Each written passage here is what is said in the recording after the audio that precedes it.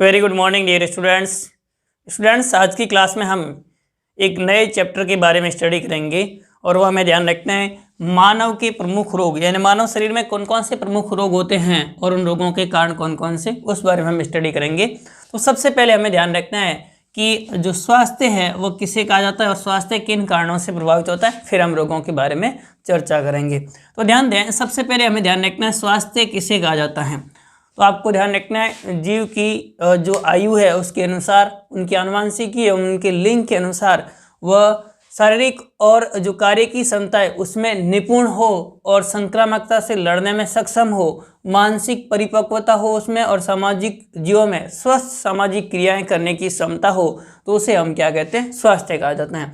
यानी स्वास्थ्य का मतलब केवल अपने शरीर से नहीं होता, बल्कि अपनी मानसिक क्रियाओं, अपने लिंग के अनुसार विभिन्न क्रियाएं, अपने जो है वह बाहर के वातावरण से सामंजस्य बनाने, सामाजिक जीवों के स्वस्थ सामाजिक क्रियाएं करने, तथा आपको ध्यान रखना है संक्रामकता से लड़ने की क्षमता होती है, उसे हम क्या कहते हैं, स्वास्थ्य कहा जाता है।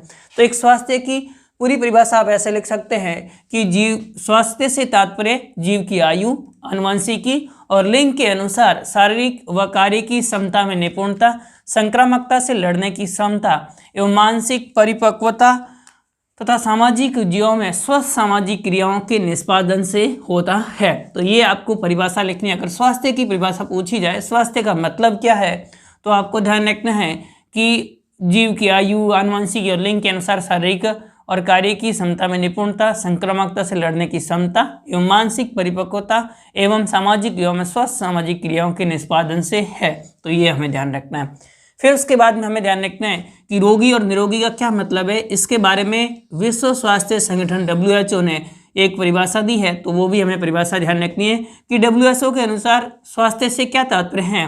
तो आपको ध्यान रखना है जब जीव के शरीर के सभी अंग आपस में तथा बाहरी वातावरण के साथ उचित एवं वांछित संतुलन बनाए रखते हुए सही रूप से कार्य करते हैं, तो ऐसी दशा को हम स्वस्थ या निरोगी कहा जाता है। तो आप ध्यान दीजिए, स्वस्थ या निरोगी किसे कहेंगे, तो आपको ध्यान रखना है जब शरीर के सभी अंग एवं आपको ध्यान रखना है बाहरी वातावरण के साथ में उचित सामंजस्य हो और वांछित संतुलन बनाए रखता हो, तो उस प्रकार की स्थिति को हम क्या कहेंगे, तो आपको ध्यान रखना है उसे हम कहेंगे स्वास्थ्य या स्वस्थ कहा जाता है। अब स्वास्थ्य को कौन कौन से कारक होते हैं जो प्रभावित करते हैं, तो स्वास्थ्य को प्रभावित करने वाले प्रमुख कारक कौन कौन से, उस बारे में स्टडी करेंगे। तो सबसे पहला आपको ध्यान रखना है सबसे अधिक प्रभावित करने वाला कारक है वह संक्रमण। विभिन्न प्रकार के जैसे जीवाणु है या विषाणु है, जीवाणु विषाणु कवक, इसके अतिरिक्त आपको ध्यान रखना है बहुत सारे प्रोटोजोआ जो रोग जनित होते हैं, प्रोटोजोआ, और आप ध्यान दीजिए बहुत सारे रोग कारक होते हैं जैसे कि माइकोप्लाज्मा है, माइकोप्लाज्मा, तो ये सारे जीवाणु, विषाणु, कवक, माइकोप्लाज्मा, इसके अतिरिक्त क्लेमाइडिया, तो ये सारे आपको ध्यान रखना है जो संक्रमण कारक होते हैं। इन संक्रमण कारकों के संक्रमण होने से शरीर या स्वास्थ्य प्रभावित होता है। तो पहला कारक क्या है, संक्रमण, यानी जीवाणु, विषाणु, कवक, प्रोटोजोआ, माइकोप्लाज्मा, क्लेमाइडिया इत्यादि जैसे कारक होते हैं जो संक्रमित करने के कारण से स्वास्थ्य प्रभावित होता है। तो पहला ये कारक हमें ध्यान रखना है। सेकंड कारक हमें ध्यान रखना है जीवन शैली, यानी मनुष्य की जीवन शैली होती है वो भी स्वास्थ्य को प्रभावित करती हैं। जैसे कि आप ध्यान दीजिए व्यायाम है या मानसिक थकान, व्यायाम हो गए, या आपको ध्यान रखना है अति व्यस्तता हो गई। अति व्यस्तता के कारण से भी स्वास्थ्य वो क्या होता है, प्रभावित होता है। अति व्यस्तता ये भी स्वास्थ्य को प्रभावित करती है। अति व्यस्तता, मानसिक थकान एवं व्यायाम की कमी होती है जो कि जीवन शैली को प्रभावित करते हैं। यानी मनुष्य अपनी जीवन शैली में लेट नाइट पर सोना, जल्दी नहीं उठना, ये सारी कुछ कारण ऐसे होते हैं जो कि अपने भोजन में पर्याप्त मात्रा में विटामिन नहीं लेना, पर्याप्त मात्रा में जो है वो पोषक तत्वों की कमी होना, ये सारे होते हैं वो जीवन शैली से संबंधित होते हैं और उन कारकों से भी मनुष्य का स्वास्थ्य प्रभावित होता है। अब उसके बाद में तीसरा कारक है आनुवंशिक विकृतियाँ। ऐसी विकृतियाँ जो पीढ़ी दर पीढ़ी गमन करती हैं उसे हम क्या कहते हैं, आनुवंशिक विकृतियाँ कहते हैं। एंड कुछ विकृतियाँ ऐसी होती हैं जो कि एक पीढ़ी से अगली पीढ़ी में संचरित होती हैं, यानी माता पिता से संतति में और संतति से नेक्स्ट संतति में पहुँचती हैं। तो इस प्रकार की विकृतियों को से आनुवंशिक विकृतियाँ कहते हैं। उसमें आप ध्यान दीजिए कौन कौन से हो सकते हैं, जैसे हीमोफीलिया है, यहाँ आप ध्यान दीजिए हीमोफीलिया के बारे में हम डिटेल से पढ़ चुके हैं। हीमोफीलिया हो गया, या वर्णाधत्ता हो गया, या सिकल सेल एनीमिया हो गया। हीमोफीलिया, वर्णाधत्ता, सिकल सेल एनीमिया, इस प्रकार से बहुत सारे ऐसे रोग होते हैं जो कि एक पीढ़ी से अगली पीढ़ी में स्थानांतरित होते हैं। इस प्रकार के संक्रमण की या कारण से जो विकृतियां उत्पन्न होती हैं उनसे भी मनुष्य का स्वास्थ्य होता है वह प्रभावित होता है। तो ये हमें ध्यान रखना है। अगला है वो हमें ध्यान रखना है जैव रासायनिक विकृतियां। जैव रासायनिक विकृतियों का क्या मतलब है?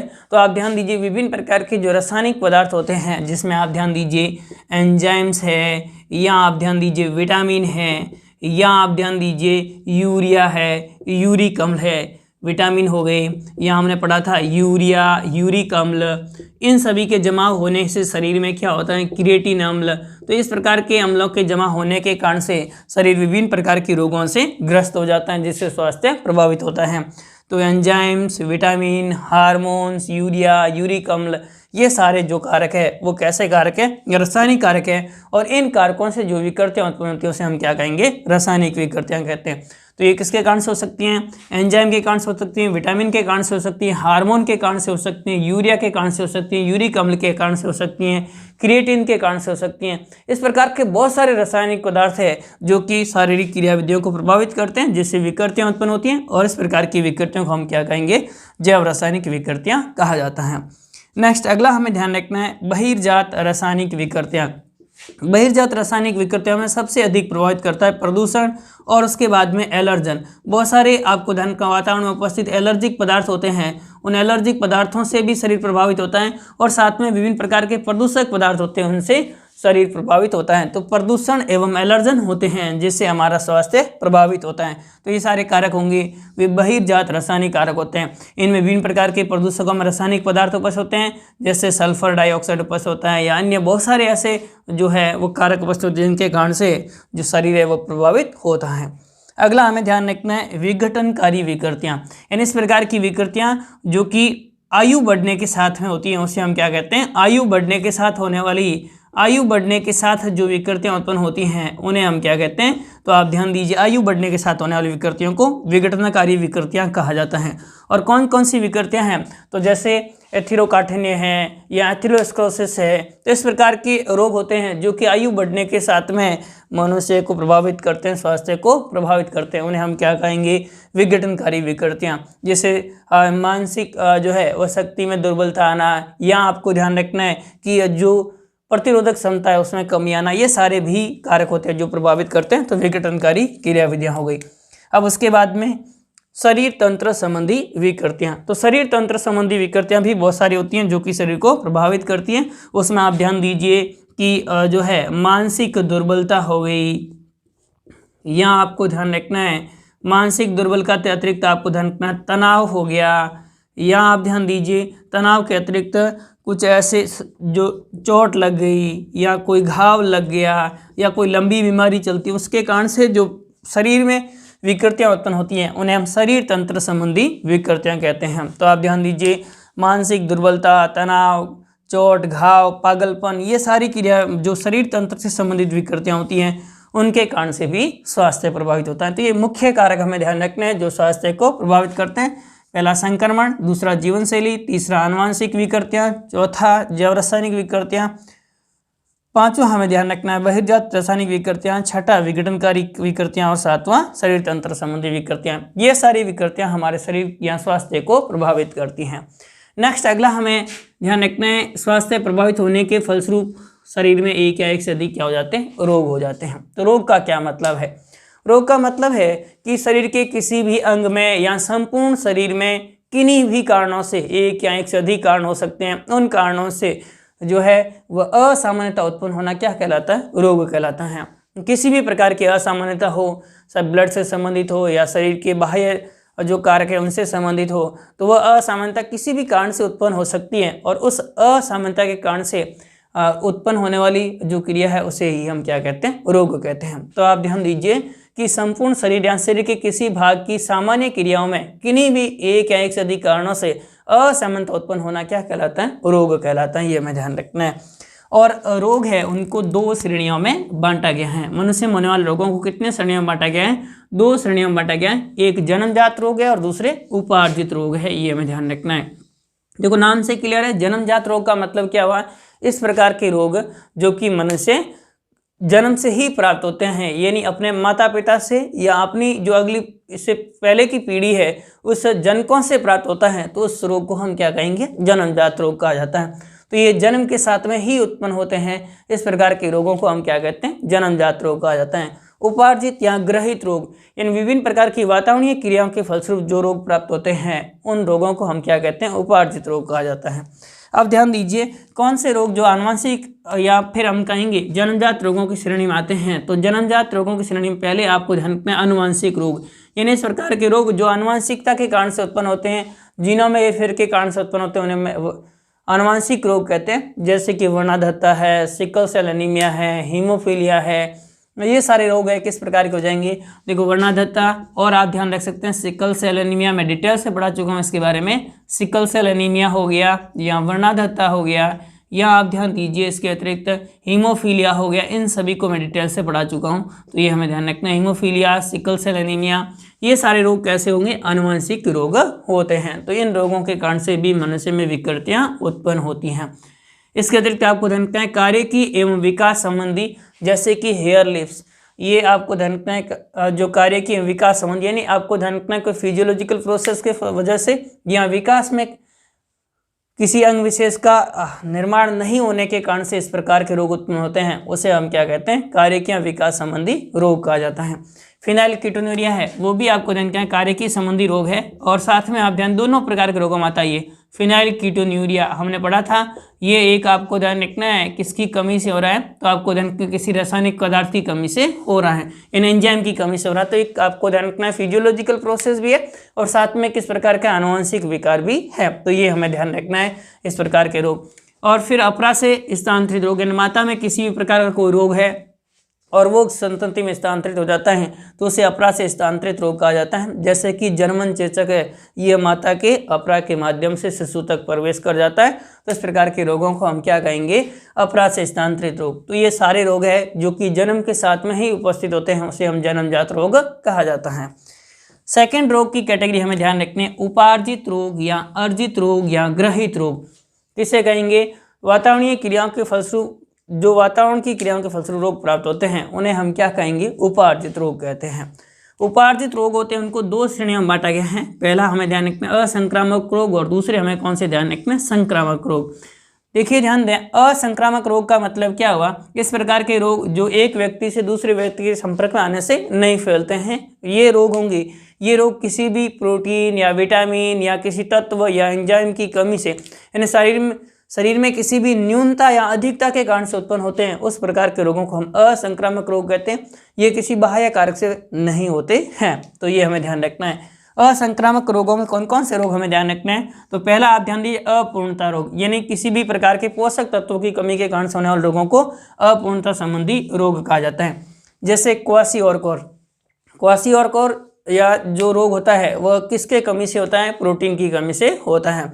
तो इस प्रकार से क्वासियोरकोर है या सूखा रोग है, तो ये रोग किसकी कमी से हो रहा है? प्रोटीन की कमी से हो रहा है। इसी प्रकार से विटामिन ए की कमी से कौन सा रोग होता है? तो आप ध्यान दीजिए रतौंधी होता है। विटामिन बी की कमी से बेरी होता है। सी की कमी से स्कर्वी होता है। डी की कमी से रिकेट्स होता है।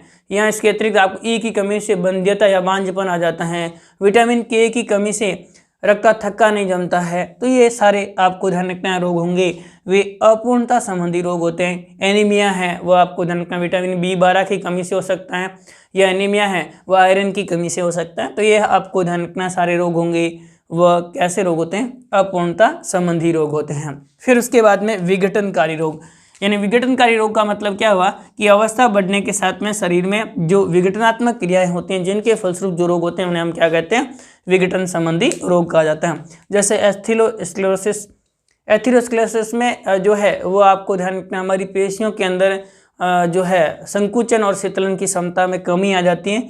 इस प्रकार के रोग को हम एथेरोस्क्लेरोसिस कहेंगे। तो इस कारण से भी हो सकता है जोड़ों में दर्द होना, ऑर्थराइटिस होना, ये सारे रोग है विघटनकारी संबंधी रोग होते हैं। फिर उसके बाद एलर्जी, विभिन्न प्रकार के एलर्जन पदार्थों जैसे परागकण हैं, धूल के कण हैं, या अन्य कोई रासायनिक पदार्थ है या कोई औषधि है, उसके कारण से होने वाले एलर्जी होगी, उसके कारण से भी रोग हो सकते हैं, जैसे अस्थमा, हे फीवर इत्यादि। तो ये हमें ध्यान रखना है।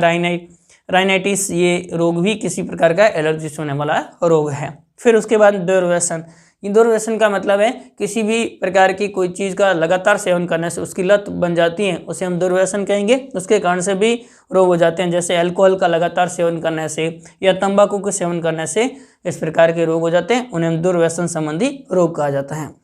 फिर उसके बाद में आपको ध्यान रखना है मानसिक विकृतियां भी उत्पन्न हो सकती हैं। तो इस प्रकार से मानव में मानसिक जो विकृतियां उत्पन्न होती हैं, इसकी जगह आप ध्यान दीजिए मानव विकृतियां या मानसिक विकृतियां ध्यान रख सकते हैं। मानसिक विकृतियां विभिन्न प्रकार के जो है वह विकृतियां जो हम पहले भी देख चुके हैं, तनाव, चोट, घाव इत्यादि, या फिर आपको ध्यान रखना है शारीरिक कोई विकृति उत्पन्न होती है, मानसिक अयोग्यता के कारण से विकृतियां होती हैं, उसे हम मानसिक विकृतियां कहते हैं।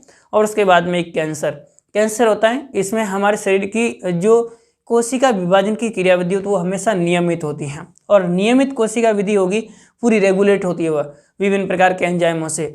और इन जो कैंसर कारक है वे हमारे शरीर की नियामक क्रियाविधियों को तोड़ देते हैं, जिसके कारण से जो है कोशिकाओं की अनियंत्रित वृद्धि होती है, कोशिकाओं की संख्या बढ़ जाती है, और उसके बाद में उसे ट्यूमर का निर्माण हो जाता है, और फिर धीरे धीरे ये कैंसर के रूप में परिवर्तित हो जाता है। तो उसे हम कैंसर कहते हैं। इसके बारे में हम डिटेल से अध्ययन करेंगे आगे। तो ये हमें ध्यान रखना है सारे रोग किस प्रकार के असंक्रामक रोग हैं।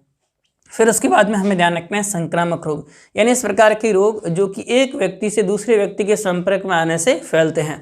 जब कोई एक रोगी व्यक्ति छींकता या खांसता है तो उसके कारण से जो उनसे शरीर में उपस्थित रोगाणु होते हैं वे वातावरण के माध्यम से या फिर अन्य किसी कारक के माध्यम से या सीधे संपर्क में आने के माध्यम से दूसरे व्यक्ति तक पहुंच जाते हैं और उनको रोगी बना देते हैं। तो उसे हम संक्रामक रोग कहते हैं। संक्रामक रोगों को हम दो श्रेणियों में बांट सकते हैं। एक तो हमें ध्यान रखते हैं श्वाससूत्र के रोग और दूसरे अश्वाससूत्र के रोग। श्वाससूत्र रोग का मतलब क्या हुआ कि डायरेक्ट कॉन्टैक्ट में आने से फैलते हैं, इन्हें सीधे संपर्क में आने से फैलते हैं, उसे हम श्वाससूत्र रोग कहते हैं। और ये किसी वाहक के माध्यम से फैलते हैं तो उसे हम क्या कहते हैं, अश्वाससूत्र रोग कहा जाता है। जैसे कि रिंग वर्म है, दाद या खुजली जिसे हम कहते हैं, तो रिंग वर्म होगा वह कवक के कारण से होता है, और इस कवक के कारण से जो है वह आपको धन का रोग होगा, उसे रिंग वर्म कहेंगे। ये श्वासों संबंधी रोग है। इसी प्रकार से कंजक्टिवाइटिस रोग है, ये भी किस प्रकार का है, श्वासोत रोग है। यानी आंखों का आना, कंजक्टिवाइटिस होती है उसमें आंखों का आना, इस प्रकार का रोग हो जाता है। और दूसरे व्यक्ति की हम आँख के सामने देखते हैं, उनके सीधे संपर्क में आते हैं तो हमारे भी वो रोग हो जाता है। तो इस प्रकार का रोग होगा, उसे हम श्वासोत के रोग कहा जाता है। फिर उसके बाद में अश्वासोत के रोग में डेंगू है, मलेरिया, एड्स। डेंगू भी आपको एडीज मच्छर के माध्यम से फैलता है, या मलेरिया है वह मादा एनाफिलीज मच्छर के माध्यम से फैलता होता प्रोटोजोआ के द्वारा है, पर फैलता किसके माध्यम से, वाहक कौन होता है, मादा एनाफिलीज मच्छर वाहक होती हैं। इसी प्रकार से एड्स है वो रक्त के माध्यम से, सीरम के माध्यम से, एक व्यक्ति से दूसरे व्यक्ति में रक्त के स्थानांतरण के माध्यम से, संक्रमित सुई के माध्यम से फैल सकता है। तो ये सारे कारक हैं जो कि किसी न किसी वाहक के माध्यम से एक व्यक्ति से दूसरे व्यक्ति तक पहुँचते हैं, उन्हें हम अश्वासोत रोग कहा जाता है। तो ये थे विभिन्न प्रकार के रोग, उनके बारे में हम डिटेल से स्टडी करेंगे नेक्स्ट अगली क्लासों में। तो तब तक के लिए धन्यवाद, थैंक यू।